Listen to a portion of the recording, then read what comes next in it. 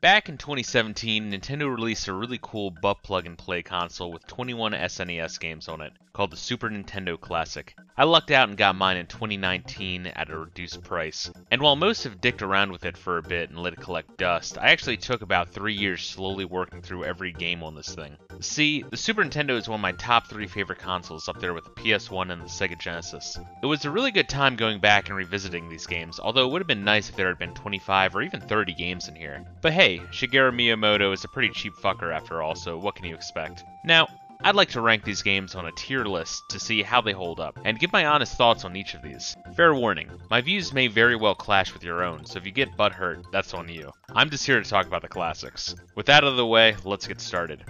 Okay, starting with F tier. Once again, this will be a bit controversial, but no games on F tier. This is a fine collection of games Nintendo provided on this thing, and I wouldn't call any of these games irredeemable trash. So, let's move on to the D tier, which does have one game on it. Sorry tryhards, but Super Ghouls'n Ghosts is pretty rough and quite overrated.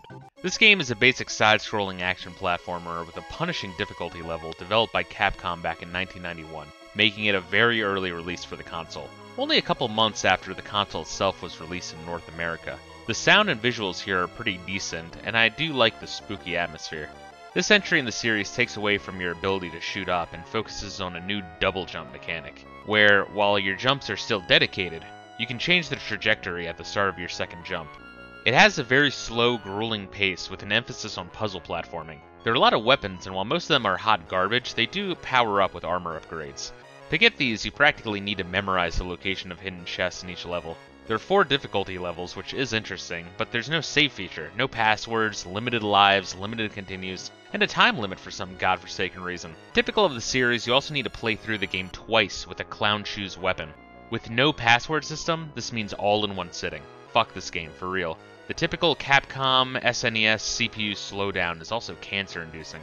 Contrarians really do have that hard equals cool and good mentality, a la Dark Souls, and is really truly baffling to me. If there's one game on this thing that really didn't need to be here, it's this one. At least it's leagues better than the NES entry. Alright, done with D tier. This point forward, we're looking at decent to good games. There's not much on the C tier, but putting any of these games on the C tier is sure to piss some people off all the same. So, much like ripping off a band-aid, let's get right to the first one. Super Mario Kart is both a very beloved game and a game responsible for the popularization of the entire subgenre, and I want to emphasize that by putting it on C tier, I didn't hate it. I just didn't think it particularly aged well. You have 8 characters to choose from, consisting of 4 different handling, acceleration, and speed archetypes, 2 different game speed difficulties with a 3rd unlockable, 3 different cups with 5 tracks of 5 lap races each, along with a 4th unlockable cup. Clearly, there's a lot of content here. Your mileage and enjoyment will vary with a second player, as you can play through the campaign with them, or play through a battle mode where you try to use items to kill each other. Or, defeat each other. I, for one, don't have friends, so one player it is, which is probably why it's so low down on the list for me, to be honest. The music and visuals, while very simple, aren't bad here. What really holds this game back for me is 2 things: the handling and the computer players. The handling is insanely icy, to the point where on lower difficulty levels, you're better off avoiding drifting. The drifting sends your ass flying. It takes a lot to master. As for the computers, they cheat like nothing else. The rubber banding here is the worst of any racing game I've experienced, and they only gun for you with infinite items, as the devs couldn't program the computers picking up items. All the same, I used to throw this in D or even F tier, but I've come around on it a little bit. I still think it's rough, but not that bad. Try it with a friend. Next on C tier is another cult classic, so cool your tits. It's Star Fox 1. Now, full disclosure, my first Star Fox game was 64, so going to this was a step back. Admittedly, it is a technical marvel, and if I did play it back in the day, I probably would have blew my first wad to it. Instead, I blew my first wad to Lola Bunny from Space Jam, hence why I'm still playing Star Fox games well into my 30s. Star Fox is a fully polygonal rail shooter, where you travel across multiple worlds to choke out a giant ape, and we're not here to talk about George Floyd. This game offers 3 different difficulties, represented by different paths through a star system, each with fully different levels where you dodge hits and shoot up all the enemy ships and bosses. It's very cool. The easiest difficulty plays the best, but feels like a tutorial. Anyone can clear it on their first try. The other 2 difficulties, while more interesting, are sadistic and truly show the flaws of this entry. Now, I'm fine with a low frame rate, It's to be expected here, but the frame rate is not steady, which results in choppy play and cheap hits. This is compounded by enemies and missiles coming in from the sides of the screen and behind you, which is completely unfair. There's no way to see it coming unless you memorize the levels in full. Once you play through the harder difficulties and you recover from the resulting heart palpitations, you'll be ready to shelve this game and not look back. Not bad while it lasts though. I just wish there was more of a difficulty middle ground. This is why it's low C tier. There are signs of greatness, but a lot just holds it back. One more C tier, and I'd like to remind you that C tier isn't bad. It's just horrifically flawed. And that describes another cult classic I didn't grow up with, Secret of Mana by the legendary Squaresoft. These guys were batting damn near 100 back in the 90s, but I think this was one of their more polarizing entries, although I think most people look back on it favorably. Secret of Mana was originally being designed for the disc-based Nintendo-Sony joint effort, Nintendo PlayStation, before Nintendo stabbed Sony in the back in favor of Philips, and the rest is history.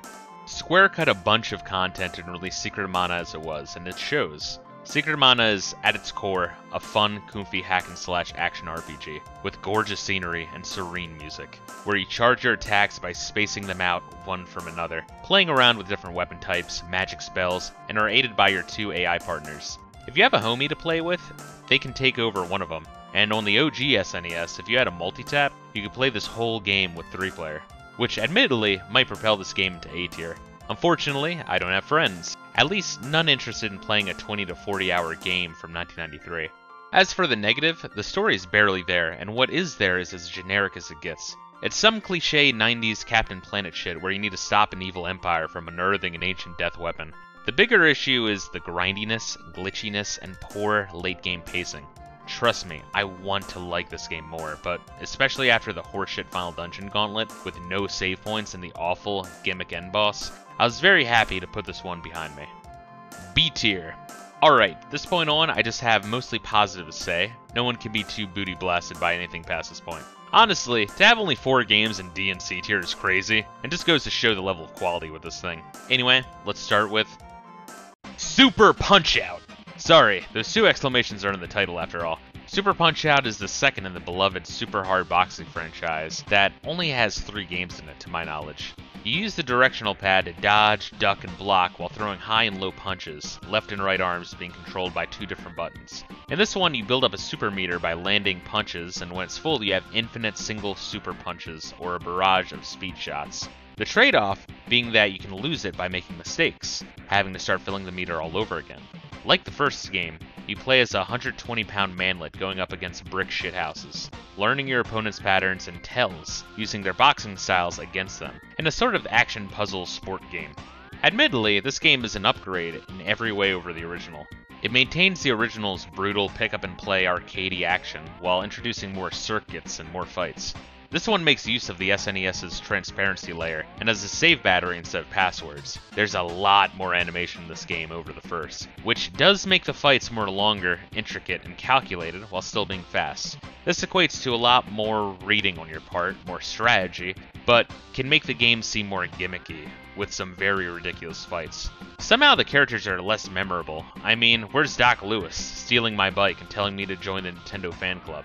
This is a good game that'll keep you busy, I just think it's a bit of an adjustment if you're used to the original. It does have an Aryan Mick, a Japanese ladyboy, and a boxer with a name that's just an anagram for a fighting homosexual, so it does have that going for it. Time for the underdog, Star Fox 2. This is a hyper-ambitious sequel to the already ambitious Star Fox 1. Truth be told, this is the bonus game for the console, as it actually was unreleased, as Miyamoto didn't want his Star Fox 64 to compete with Star Fox 2, and also didn't want to pay Argonaut, all the while lifting their ideas for his own 64 sequel. Classic petty shiggy, what can you say? It's a real shame because what this game accomplishes on the hardware is pretty insane, and should have been a late release on the console back in the 90s. Now, if all you know about this game is what you heard from game journalists, you probably think this game is trash, but really it's a lot better than the original. Yes, the frame rate is still slow, but it's a lot more consistent over the first, which makes it more playable. You choose a primary pilot and backup wingman from a selection of 6 degenerates, 2 of them being brand new characters. The furries in this game are way hotter due to these 2 new additions. Ugh.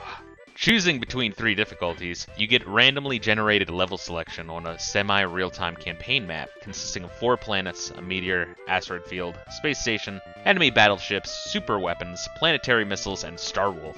You need to protect Corneria while planning your route to maximize your efficiency and fighting back against a troublemaking monkey deserving of a cap in his ass. No, it's not Trayvon Martin, it's Andros again, duh. While in each level, time is passing and enemies are moving on the map, you have to speed it up and take risks. It's highly strategic, exciting, and the roguish elements keep it fresh. It also does away with the on-rails in favor of free-roaming 3D levels. There are also unlockables in the form of hidden General Pepper coins. The game is a bit messy, but its ambition can't be denied. The music is also phenomenal. Give this game a shot. So, there's no way around this next one, as I'm sure with its reputation, this will be the most controversial placement. While good, I have to drop the cult classic EarthBound down to B tier. Remember, B tier is still good, and this is high B tier, so get off my dick with this one. EarthBound is the much improved follow-up for the god-awful Mother 1 for the NES, or EarthBound Zero, or EarthBound Beginnings, whatever you want to call it. In this JRPG, that strives to be different, you play as 4 children with psychic powers, trying to save the world from being taken over by time-traveling aliens. The intro actually opens up like the Terminator, with a friendly alien also traveling back in time to warn you and sacrifice himself to fend off the first Starman for you, in the process dropping the exposition needed to get the plot rolling. The setting feels like an idealized 1950s, kind of like the movie The Sandlot, which fits the initial sci-fi B-movie premise. Aside from the plot, the gameplay is fairly traditional, feeling more like an NES Dragon Quest clone than anything. You fight all sorts of weirdos and strange animals and objects, alongside trippy, simplistic music and acid backgrounds. The music in this one is good, but tends to get filleted online, which is no surprise considering its rabid fanbase. Who the fuck cares about a game being validated by some music teacher? God damn. Anyway, where was I? There's also ticking down health meter when damaged, which didn't come into play as much as you would expect, but still interesting. The inventory is small, which would be fine, you have plenty of characters. But there are so many joke items that are used only once or are contextual, but you have no clue what you'll end up needing, that the few items that you store are probably the exact items you'll need, making you turn around and go all the way back to a town or phone. I like the money and bank system, also lifted from Dragon Quest to lessen death penalties. I also did like the humor scattered throughout, but it wasn't 10 out of 10 or anything, just cute and likable. Really, what killed this game for me was the meandering pacing and shoddy conveyance, where sometimes the plot just hits a brick wall while you dick around for an hour. Teleporting between Forside and Summers inexplicably, humping around in museums and sewers springs right to mind. God damn, I spent too long talking about this one. Long story short, this game is pretty good, but not great. Let alone not that great. Play it after you play through Final Fantasy IV, 5, 6, Chrono Trigger, Super Mario RPG, Dragon Quest V, and Dragon Quest VI. I can't speak for the Lufia or Breath of Fire series or Phantasy Star 4 on the Genesis, as I haven't gotten around to those yet, but holy hell, this game is overhyped. Last of the B tier, baby, and it's a golf game. Yeah, Kirby's Dream Course is a weird one for sure, but one of a kind. HAL always does great with the Kirby franchise, and also does great with golf games. What happens when they mix the two together for a spin-off title? You get an anomaly. You play as Kirby acting as the golf ball. You control the power of your hit, and where you hit, determining the right or left curve, the top spin and back spin for chip shots. You go through 8 courses with 8 levels each, for a grand total of 64 levels to work through, along with a weird, gimmicky, but cute boss fight against a giant mechanical King DDD. You have 4 hits to get through a full course, represented by tomatoes in the HUD. You get another tomato for each enemy you take out, with the final remaining enemy turning into the hole. If you lose all 4 tomatoes or send Kirby flying off the side of the course, you lose one of your 2 lives, which you can get back by getting a hole-in-one, which shockingly is possible for each level. And there are videos showing this off, tool-assisted I can only imagine. As is usual for Kirby, you can pick up one of 10 power-ups, which you get from killing the appropriate enemy, and can trigger once per hit to give you an edge. Some of the levels are laid out in a way that you do need to learn how to make the most of these powers. There is a save battery here to be expected of a Kirby game. This is good, as the game is bonkers hard. Give it time and you can master it though. There are also unlockable courses for high scores, including some for the 2-player battle mode, which is a fun addition. Not the most replay value, but give this one a shot in the mouth. It's pretty underrated. Whew, time for the A tier, and we still have more than half the games left on this thing. As I said before, the SNES Classic does have an insane lineup. All of these remaining games are winners. A tier is for the extremely good games with some minor things that I feel hold them back from being masterpieces. Without further ado, let's keep going with another Kirby game. I can count the bad Kirby games on one hand, so it should come as no surprise that this is another good one. Kirby Superstar, or Kirby's Fun Pack if you're a filthy commie, is self-advertised as a collection of 8 games in one, but that's a bit misleading, which we'll get into. If you've never played a traditional Kirby game before, Kirby is kind of like Mega Man, in that he absorbs the souls of his enemies. Although, unlike Mega Man, Kirby is an avid vor fetishist who loves to suck, swallow, and spit his way to victory. Not only that, but each ability comes with a full moveset, almost like a fighting game. It almost feels like a proto-Smash Bros in that way, which makes sense considering it's HAL Labs. Also new to the game is that it's 2-player. At any point, Kirby can yield his current power to create either an AI-controlled ally, or let player 2 take over. This adds a lot of appeal to the game. Now, of the 8 games, 3 of these are just one-and-done mini-games, which, while a decent novelty, won't keep you entertained for long. Of the 5 remaining, the first 2 are really short adventures you can beat in like 30 minutes, which almost feels like a tutorial. Unfortunately, that only leaves 3 meaty modes to sink your teeth into, which is quite the lost opportunity. Honestly, if you just play the first 3 as they appear on the title screen, you might be mistaken to just shrug this one off, which would be a mistake, as those remaining 3 can be shockingly long. With a high-octane timed adventure, one where you keep all your acquired powers that plays almost like an action RPG, and one that feels like a full-on Metroidvania. That last one is actually ridiculously difficult for a Kirby game and probably my favorite one. Maybe not the most replayability, but definitely recommended and certainly a blast with a friend. Next up is Donkey Kong Country, a game I feel like I'll be skinned alive for not putting in S tier. This game stars America's favorite masculine gorilla and his slender boy toy love partner. No, not the Obamas. What's wrong with you guys? Seriously, I'm talking about Donkey Kong and the newly introduced Diddy Kong. Fun fact about this game that people try to ignore is that Shiggy didn't know what to do with the IP, so he handed it off to Rare, who you might know from Battletoads and GoldenEye. When they finished the game, they upstaged Miyamoto so hard that he was sour grapes about the whole thing. Typical Shiggy. The guy can really be a cutthroat asshole. All the same, Rare used CG 3D renders, which was then digitized into sprites, giving the game a distinct look that spawned many copycats at the time.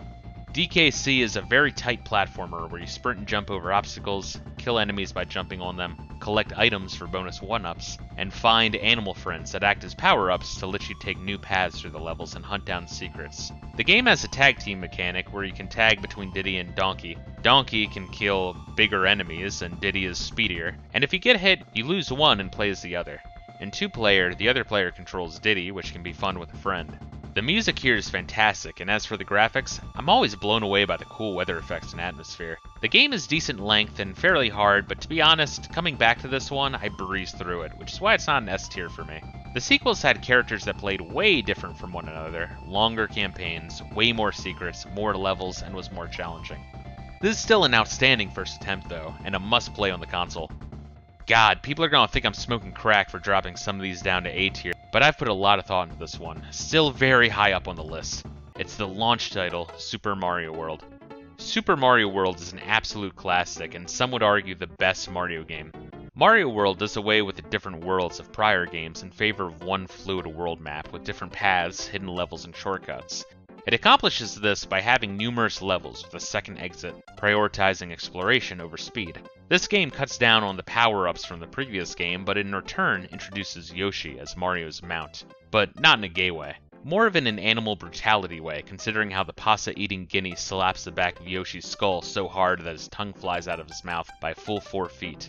With Yoshi in tow, aside from being able to take an additional hit, he can also get power-ups of his own depending on which colored Koopa shell he has. As for Mario's power, the primary power is the Super Cape that allows you to fly, or more like glide, through the levels.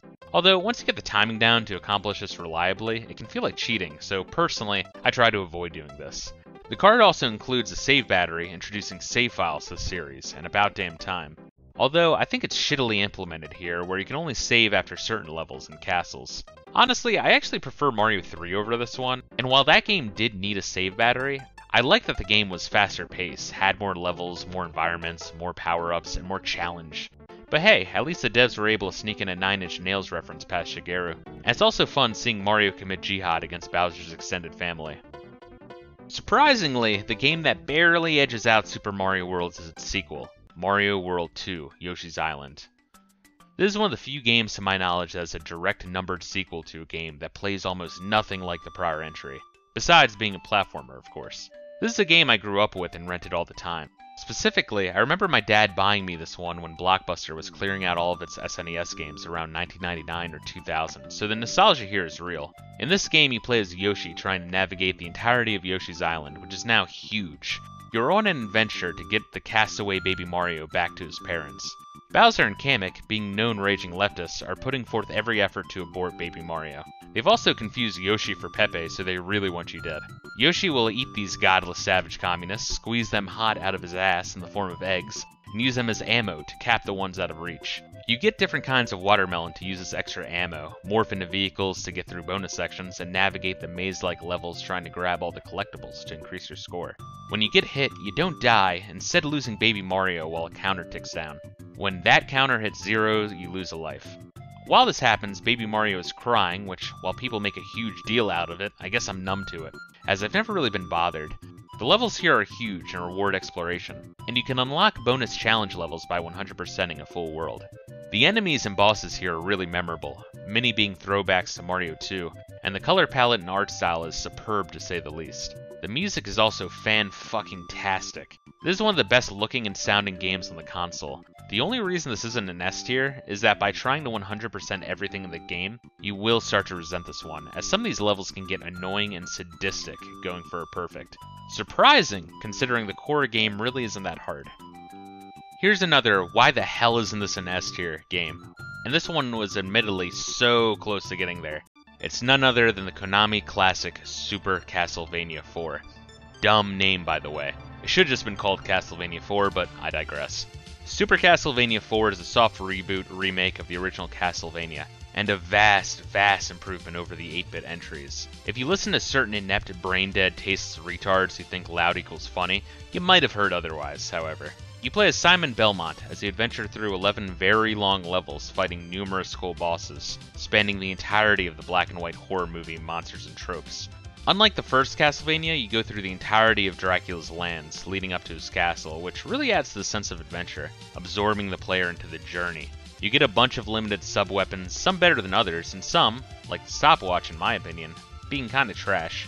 Your whip can go in all 8 directions, and by holding the attack button down, you can also go limp for weak continuous damage, and can be very useful in some situations, like hitting enemies directly below you or blocking projectiles.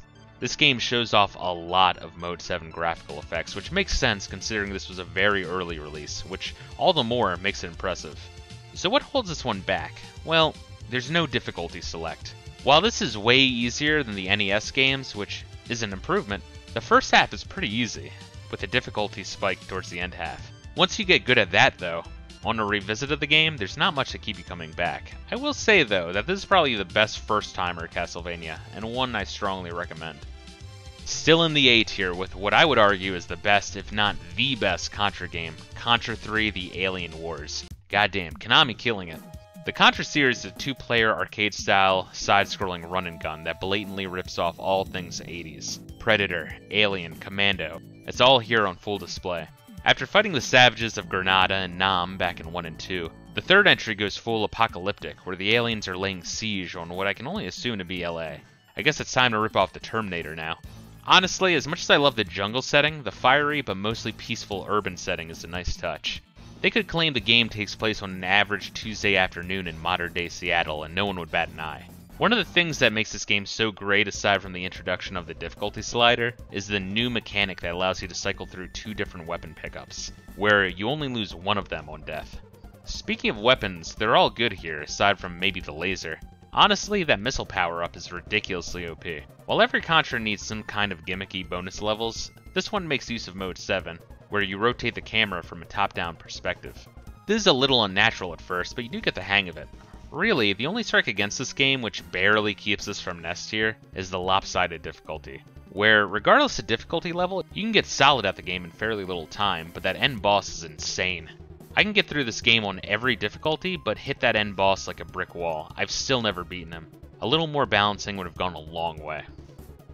At last, we're in the final third of the SNES Classic Library, and a full third of the library is all S tier. I have, once again, put a lot of thought into the order of this entire list. But don't get too hung up on the order for these final games, as they're all 9.5 or even 10 out of 10s. All the same, this next one is usually in the list of the top games of all time, but I'm going to have to start at the bottom of S tier with The Legend of Zelda: Link to the Past. The Zelda franchise needs no introduction, but this was the first game that really solidified the general outline of the series. It did away with the side-scrolling and the more heavy RPG elements of 2, and it returned to the style of 1 while improving on the formula in every way. The story is that Ganon got a hold of the Triforce and wished for the fabled Golden Land. 7 sages sealed him and the Golden Land away, but in modern day, the wizard Aghanim seals away their descendants into 7 crystals, sends them into the Golden Land that has now been corrupted. This helps Ganon somehow, but honestly the story here is pretty light outside the intro, middle, and end. This game has a whopping 11 main dungeons and introduces a second world mechanic, the Dark World being this fantastical mirror dimension. It honestly has the same energy some of the out there fantasy movies of the 80s had, which I can get behind. There are so many hidden upgrades and secrets to uncover in this one, keeping you busy. The dungeons are now themed, no longer carbon copies of a single tile set. The game introduces mini-series staples like the hookshot, Zora's separate kingdom, Goron's is a beast race and not just falling rocks. So much here. I guess what holds this game ever so slightly back for me, aside from no more mystery as I've played it so many times over the years, is that later games had way more of an epic, slowly building story, more towns and kingdoms, and the themes of the dungeons were more pronounced. Another thing I would have liked is a separate dungeon track for each dungeon.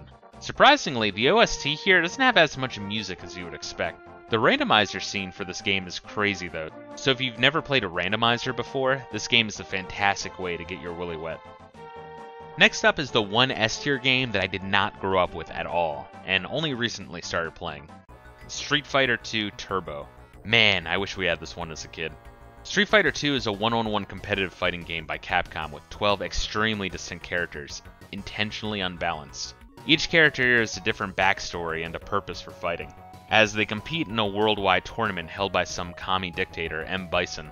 The game is colorful and has great music by the always excellent Yoko Shimomura. What makes this game so legendary is that it created an entire genre. Before Street Fighter 2, one-on-one fighting games were sloppy trash that appealed to an extreme niche of arcade gamers. These would have been games like Pit Fighter and Karate Champ, and even the original Street Fighter 1, which was a mess. Street Fighter 2 emphasized smooth movement, fast gameplay, quick rounds, light, medium, and heavy punches and kicks, footsies, patience, baiting, extremely easy to pull off special attacks, zoning, rushdowns, anti-air. This game did so much right. It hurts my brain even trying to break it all down. Anyone can play this game and have that, oh, so this is what the genre is supposed to be, eureka moment. It has a low skill floor and asks for fucking nomical skill ceiling. To this day, there's still Street Fighter 2 Turbo tournaments. Speaking of which, the name is a reference to the speed selection, which ranges from almost slow-mo to crack fiend on bath salts. The game also has a handicap option to help newcomers learn. Even with no one to play with, the single-player mode has a shockingly good difficulty curve. Up until Bison anyway, who can be quite the cunt. The one thing I wish this game had though was a training mode, which the genre wouldn't see in-depth tutorials until like 2 decades later. A small nitpick of what is otherwise a near-perfect game. Now here's a game I've been looking forward to covering for a while now, Final Fantasy VI. Yeah, I know it shows up in the menu as Final Fantasy III, but that's primarily due to the upsettingly severe cases of retardation among localization teams back in the 90s. Trust me, it's Final Fantasy VI. On surface level, Final Fantasy VI is a fairly linear and generic turn-based random encounter JRPG. Final Fantasy VI takes place in an early industrial world, although calling it steampunk might be a stretch. You play as a group of resistance fighters against a power-hungry, warmongering empire. The dynamic between these two forces changes when a girl is found with links to an ancient, supposedly extinct race of magical beings, and she can also use magic. The Empire is trying to combine magic and machinery and use the girl to track down the remaining ancient race, called Espers, to control their power as well. The rebels are trying to free the girl, while also tapping into her power for an all-out, last-ditch effort to stop the Empire. Neither of their plans will go smoothly, as the Emperor's court maids want to discover the global source of magic, to attain godhood at the expense of anyone and everyone. Kefka's a man who took the Dark Knight and Joker movies a little too seriously, and wants to make all the Chads and Stacys pay. That's where I'll leave the plot, as like with Final Fantasy VII, this is one that people are way too spoiler happy when it comes to discussing. As for the gameplay, I will say that the first half is linear as hell, but it goes full open world in the second half. The game is crazy ambitious with how dark the storyline the writers take it. The game also has a massive cast of 14 characters, which is nuts. Only 3 or 4 of them are shit characters too, with a lot of them having likable personalities, growth, and sympathetic stories. The game does a good job of not giving one character too much spotlight. Fuck, I'm ranting now. I haven't even talked about the gameplay yet. Battles are quick, dynamic, and each character plays different, with bonus abilities that are more times than not hilariously broken.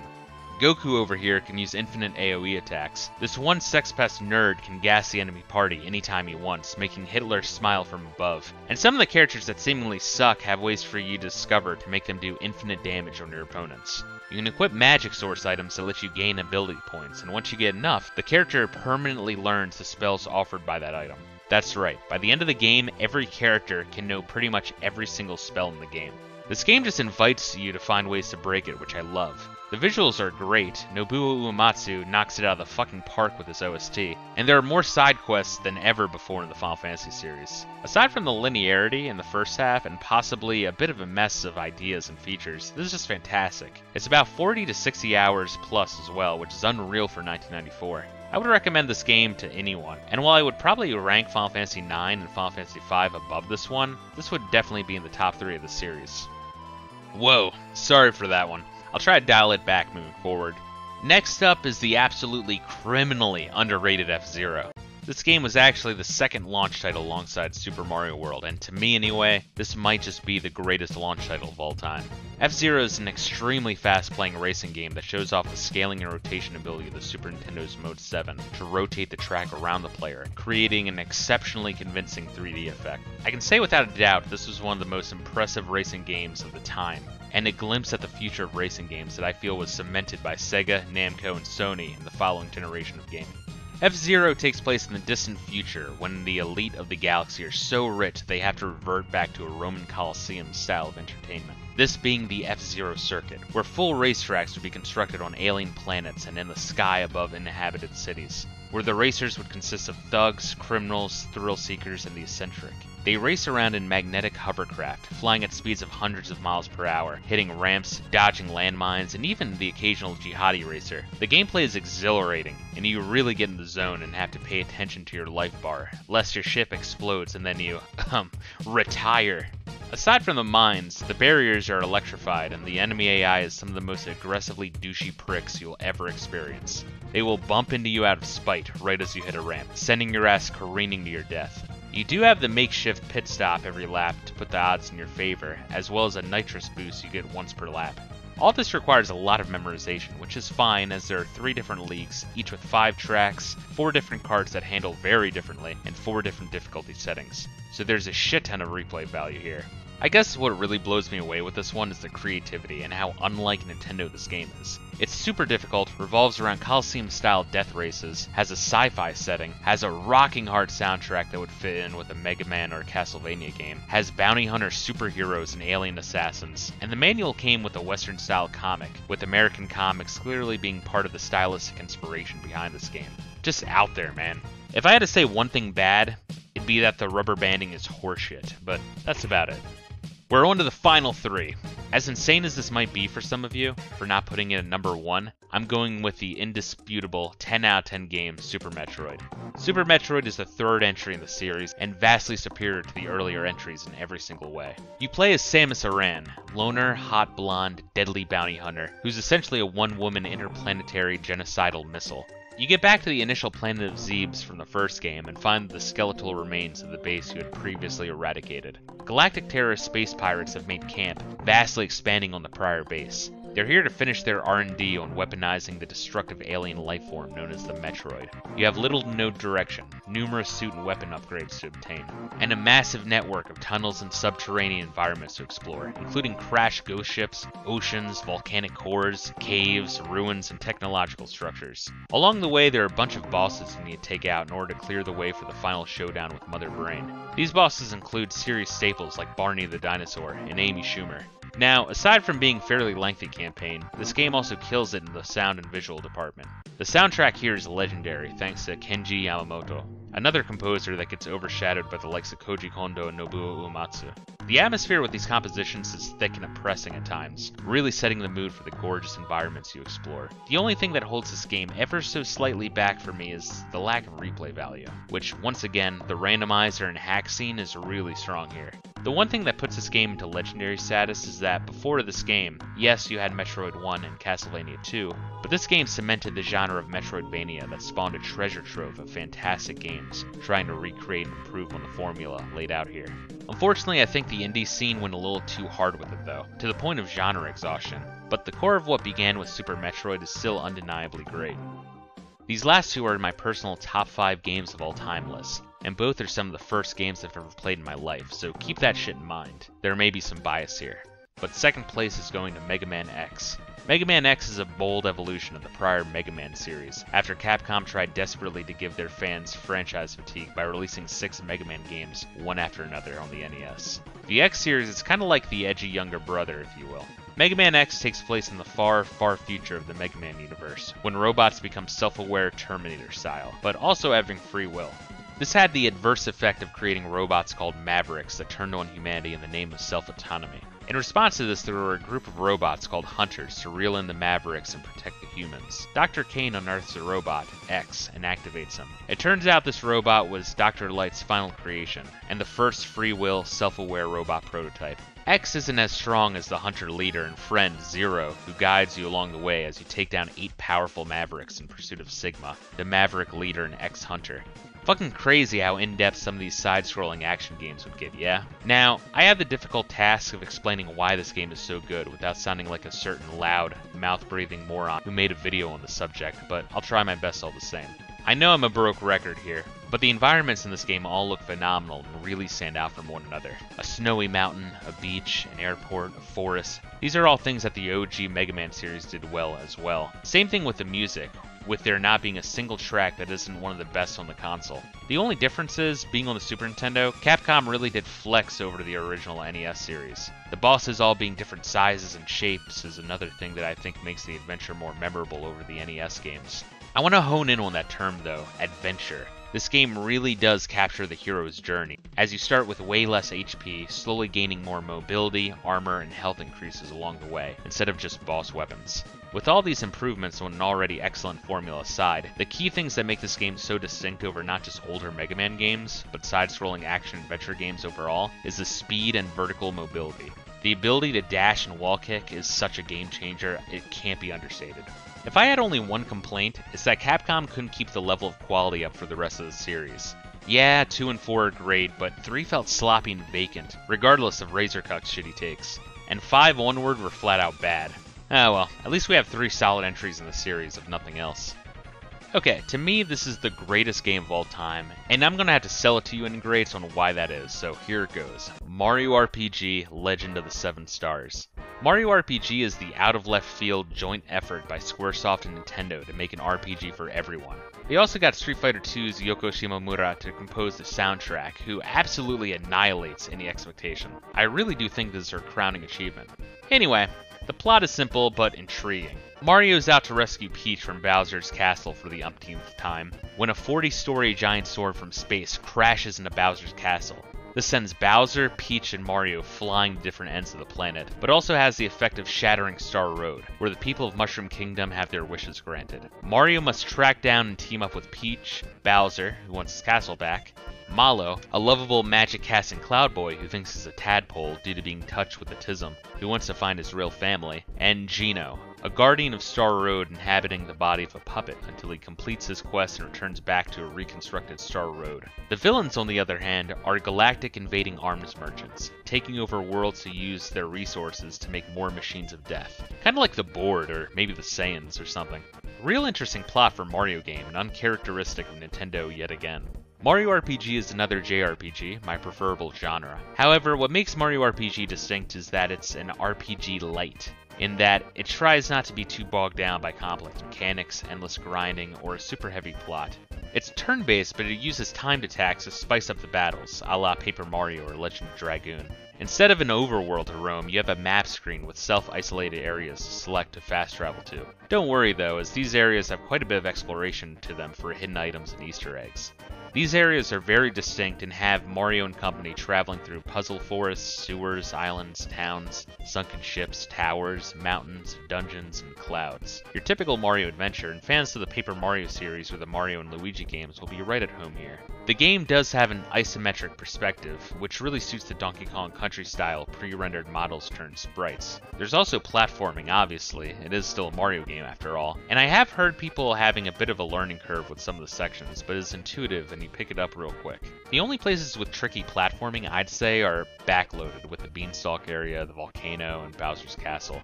As for the RPG elements, they're also really great. Kinda like a lot newer JRPGs, there's only a couple things to equip on each character, namely weapon, armor, accessory. The accessories are where it really gets interesting, as they can have some strange effects or even outright break the game if you're experimental with trying to figure out all their hidden benefits. Whenever I revisit this one, I'm still discovering some new strategies with the equipment. The special attacks are all really over the top, and along with a lot of the enemies and bosses you'll run into, there will be a lot of throwbacks to earlier Mario games, especially Mario 2 on the NES, which I feel Nintendo always ignored when it came back to referencing and lore building. Speaking of bosses, there's not just throwbacks, but a lot of unique characters and antagonists who never appeared again, which is an absolute shame, as Bowser stopped being an intimidating villain after Mario 1. Hell, aside from the novelty of teaming up with Bowser and Princess Peach, the rest of the main party is also unique here, and only shows up in this game. Mallow is this game's Krillin, and Geno, being a Star Guardian possessing a gun-toting puppet that can transform into a sun cannon, calls a non-stop campaign for requesting him to make a Smash Bros. Appearance. Now, I know I need to wrap this up, and I really want to spoil the fuck out of this game, but no lie, today, the day I'm writing the script, Nintendo announced they're doing a very faithful remake of this game on the Nintendo Direct, and I really think that anyone watching this who has not played the game should pick it up and give it a shot. If you have an SNES Classic, play it on that. If you don't have a Switch or a Super Nintendo Classic, just emulate the original. This game really is awesome. I will say though, on a final note, that probably one of my favorite moments in all gaming is the part where it goes full Looney Tunes, and while pretending to be a statue, you gaslight the living shit out of Dodo, all while the music's in perfect sync to both of your actions. Okay, obviously everyone's list here is going to be different, but I have full confidence in my own list. Having grown up with a lot of these games and putting in hours into the rest, all things considered, the SNES Classic was a home run, and if not the best mini console, only slightly comes in second to the Genesis Mini, and that would only be because the Genesis Mini had twice the number of games in it. I feel like that'd be my one complaint, honestly. Nintendo should have put slightly more effort into it by adding 5 or 6 more games, just as a show of good faith. Personally, I think Chrono Trigger, Pilot Wings, Legend of the Mystical Ninja, ActRaiser, Tetris Attack, and Axlay would have been phenomenal additions to this. It would have put the SNES Classic into God status. Anyway, let me know what you think in the comments, what your list would look like, and what points you agree with me on. And I don't have to tell you to tell me what points you disagree with me on. I'm sure you'll let me know regardless. Also, if you want to see me stream live, check me out on Twitch, since, as for now anyway, that's where I stream exclusively. I also have a Patreon if anyone wants to throw some green my way. These videos take me an unimaginably long time to script, record, edit, and release, so anything's appreciated, but not mandatory, clearly. I just love talking games and contributing to the communal hobby. Anyway guys, have a good one, and peace out.